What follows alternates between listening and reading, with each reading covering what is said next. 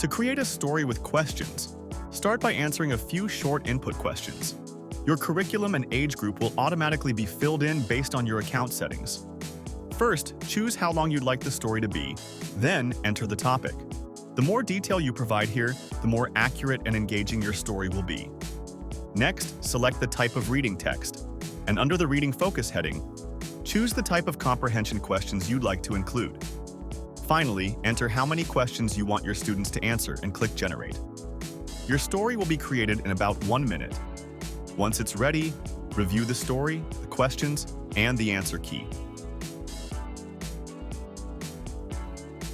You can modify the story or questions by using the answer key. If you're happy with the result, you can export it in your preferred format. If you'd like to make changes, use the Regenerate bar. Simply describe the adjustments you want, click Regenerate, and your story will update instantly.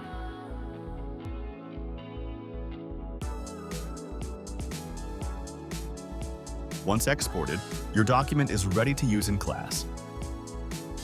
And don't forget, you can use our text-to-image tool to create pictures and illustrations to enhance your comprehension activity.